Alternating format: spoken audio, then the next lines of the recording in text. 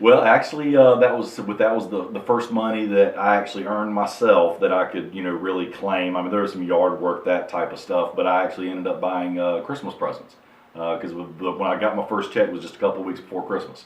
So I ended up buying Christmas presents for my family and a couple of friends and girlfriend at the time, that type of thing. So that's what I did with that first check.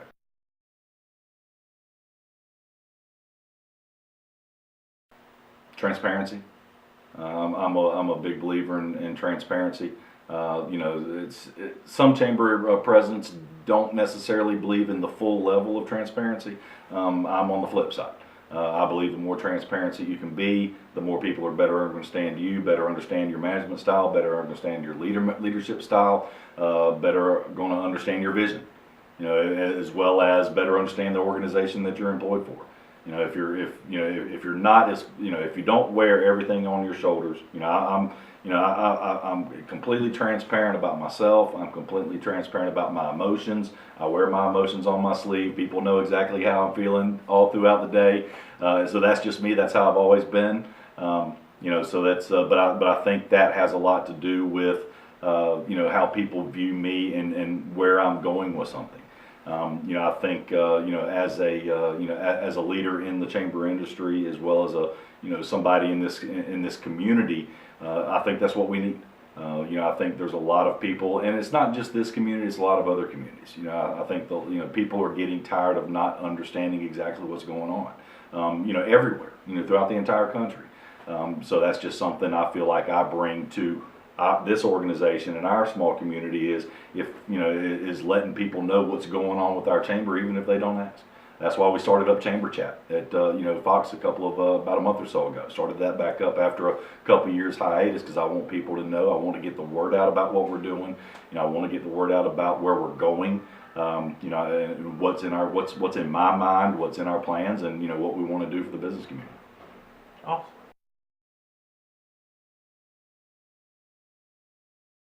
The two main things that I enjoy doing is I do actually enjoy working in the yard. I'm an outdoor nut, if you will. I like working in the yard, even if it's just cutting grass, weed eating, pulling weeds, whatever the case may be. I just love working outdoors. But primarily my main hobby is golf. It's just something my dad got me started when I was 13 years old. On Sundays after church, he would take me and my brother to a local municipal course called White Pines Country Club, and we play in 18 holes after Sunday church. And I've been playing ever since. But it's just something. If I have the time to do it in free time, if I'm not actually playing, I'm on the driving range and putting green practicing.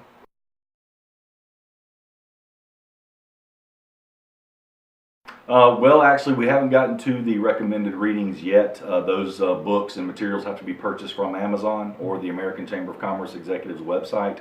So I haven't gotten to that point yet. But it's the actual names of the materials. I'm not quite sure yet. I haven't researched it yet. Yeah. But it's primarily going to be in regards to fiduciary responsibility, tax information, as being a 501c6 nonprofit status. How you go about filing your tax returns, investments in regards to nonprofits, overall financial management. It's going to be in regards to government relations, public policy, the knowledge of your local politics within your state and federal governments and city and county local. Basically all aspects of chamber management, from books and biographies or bios written by people that have been in the industry for a long time. There's one particular book regarding board responsibilities that a gentleman wrote that had been in the chamber industry for over 30 years. And that's one of the books that they constantly have on their review list and recommended reading list for every single class that goes through the certification every single year. So it's but it's pretty much all aspects of Chamber of Commerce management. There's recommended readings to kind of get you up to speed on what the types of questions are going to be asked. So it's highly recommended you read them, not just assume that you already know.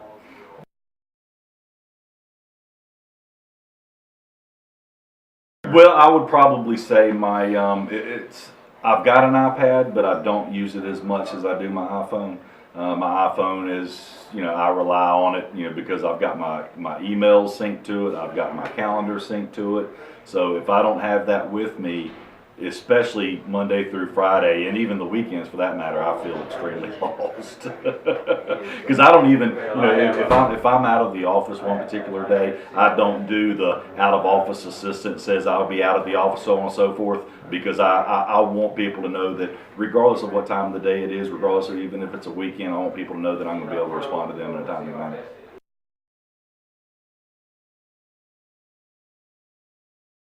Yeah, I would probably there's probably two prominent people in my life that I still lean on to this day for advice, personally and professionally. Personally, would be my father. He's probably the best man I have ever known for a lot of different reasons. But one thing he taught me and my brother was, that transparency that I mentioned. Just tell people how you feel, even if they don't ask. Be honest with people. Always say what's going on. Treat people how you want to be treated. I know that tends to be a cliche, but it's something I've always tried to believe in. So I would say my dad has been the most inspirational person to me personally, professionally, specifically in regards to the chamber industry. My first chamber president when I got in the chamber industry, Rob Youngblood, who's the president of the York County Regional Chamber of Commerce in Rock Hill, South Carolina. He was even still, I still lean on him, and I contact him, just for some advice about some things that maybe, I just kind of want to get a second opinion on, regardless of what that may be, or just call and say, hey, what's going on with him? He taught me a lot of things, in the chamber industry, but primarily what he taught me is the importance of being in a chamber of commerce, but more importantly, being the president of a chamber of commerce and leading a chamber of commerce. And that you always have to remember this is a selfless industry. It's not about me. It's about the people that I'm working for, which in this case is the business community. This is not if you're the type of person that constantly needs a pat on the back and reassurance, this probably isn't the industry for you, because even though yes we do a lot of work, we do a lot of great work. But one of the things that we always have to keep in mind, and I tell all of my employees, is that it's not about us. It's whenever we're doing something, it's not about us. It's about the volunteers, because they're the ones that's not getting paid for this. They're the ones that are giving up their work time to help us, and in the greater sense of what's best in the interest of the business community and what's the best interest of the Chamber of Commerce. So that's something that's extremely selfless, but at the same time it's very rewarding, because even when I was in banking before I got into the chamber industry, when I got done at the end of the day, I could not look in the mirror and say, just myself. It was just, and it's no offense to bankers, but I questioned myself, what good did I do today? But in the chamber industry, I know that what I'm doing has meaning. I know it means something, whether it's just a one person or 100,000 people. It makes a difference, and that's probably the biggest thing to me. That just makes this why I'm still into the industry, and why this is what I will do until I retire.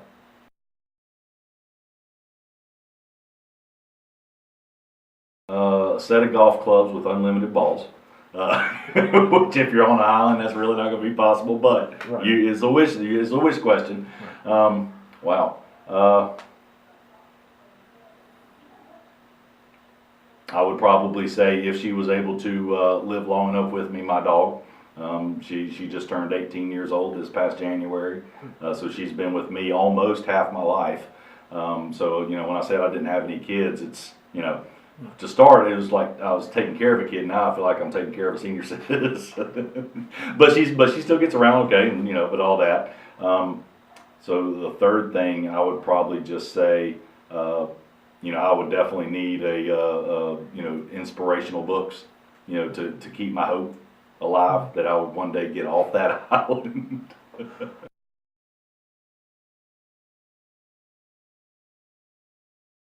Beaches. Yeah, because I grew up, most of my adult life being, I was never more than 4 hours away from Myrtle Beach. I know Myrtle Beach, South Carolina, like the back of my hand.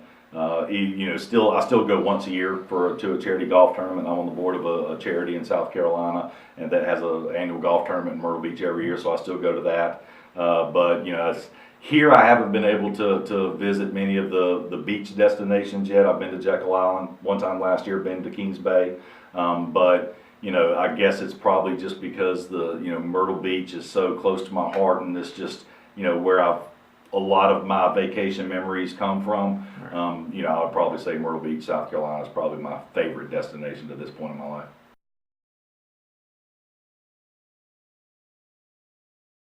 First and foremost, I'd probably, mention to them the part I talked about earlier about this being a selfless industry. That if they're looking for, constant reassurance, about them doing a great job, this probably isn't the industry for them. You'll be told you're doing a good job, but it's not going to be as often, as somebody in the private sector, because you've got so many different people around you as far as within your own company that recognize you, whereas we try to recognize our volunteers. That's one of the things we try to focus on, is not putting the recognition on staff, putting it on our volunteers, putting on our leadership as far as our board of directors, our executive committee, our chamber ambassadors, the people that serve on our committees that that really a lot of times when the chamber does something, a lot of times that direction comes from our committees and our board leadership. It's one of the things that might be a misconception, is that our board of directors and our executive committee, what their primary role is to provide policy and direction for the Chamber of Commerce. Staff's job is to move that policy and direction in the way that they originally planned. Now, some of the vision within the chamber, as far as growth and continued opportunity, comes from staff. But as far as policy, legislative policy, that type of thing, that comes from the board, and comes from the executive committee, and comes from our legislative affairs committee. So when it comes to positive things that's going on, our volunteers has just as much to do with that, if not more, than staff does. And Okay. what was the second part? Oh no. Okay, I got you. I would just, probably, I see a lot with chamber presidents that they're, hesitancy to make a decision because they feel like it might not be viewed well in the eyes of some people, whether it be elected officials or people on the board or people in the community. But if they honestly feel like that was the right thing for the organization and the right thing for the business community based on the particular situation, don't be hesitant to make a decision because if you do, you're always going to be in question. Your decision-making capabilities, your leadership style is always going to be in question, that maybe you're not sure of yourself and confident in what you're doing.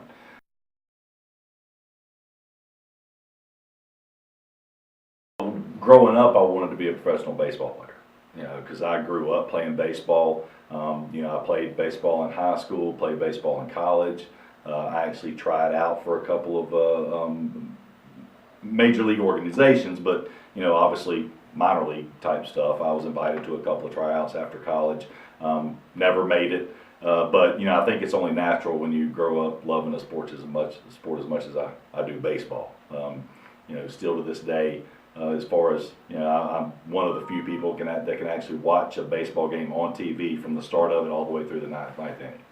Some people they'll flip channels. I'll stay through the commercials, see every pitch.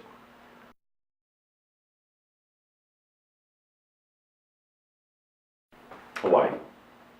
Never been to Hawaii. I've always wanted to go to Hawaii.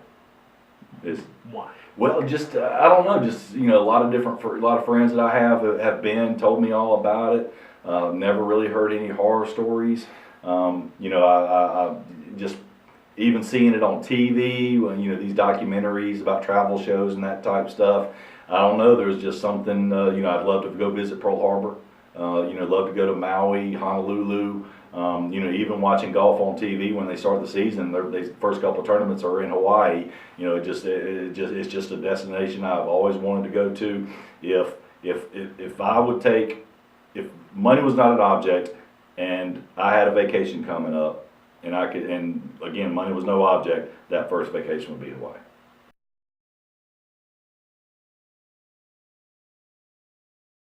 Yeah, my favorite quote, and it's something I live by, and it's really something that I think is more relevant in this community than any other community I've been in, if I can relate it to a community, but more just about myself. It was a quote I heard a long time ago, and it goes, "In order to create change, you cannot fight the existing model. In order to really create change, you must build a new model that makes the existing model obsolete." Wow. Do you know who said that? Robert Dickinson. Oh. He was a best-selling author. Yeah. And that just, that's always stuck in my mind. And you can relate it to really anything, personal life, professional life. But, when I got here, we talked a lot about change, how we're going to change things, changing, how we go about changing ourselves as an organization. We've got to, we've got to change with the times. We haven't really been doing that. We've got to do that. You can't continue to fight what's going on now. Just like things with, there's so many things that people want to change just specifically in this community, but they don't know how. Well, guess what? Quit trying to make changes to what's already going on. Build something new, start it, create it, push it forward that makes all the other stuff that people can't figure out obsolete. Whatever that is. Just for example, if there's a particular program, for example, just like, well, let's take for example our annual meeting that we had this past January. For years, the chamber had been doing an annual meeting that consisted of some entertainment, a couple of awards, nice dinner, that type thing. Well, instead of trying to say, hey, we've got to change this up, basically what we did was we went and just completely started from scratch. We added the Lifetime Service Award to it, which was given at a completely different event in previous years. Added that award to it, brought in a keynote speaker that speaks all across the country to chambers of commerce, bring in that more motivational understanding of what a chamber of commerce's role is, what the community and volunteers' role is in regards to the business community and chamber of commerce. It created that just a different buzz, and it paid off. And now I think looking at live entertainment, which is okay, but it's just not my thought process and vision of what an annual meeting is supposed to be. So we basically just completely changed the whole thing to start, and now, as we move forward, everybody's like, that's what we got to do from now on. Forget about the live entertainment and all that. So that's what we did. We created something new that made the previous, program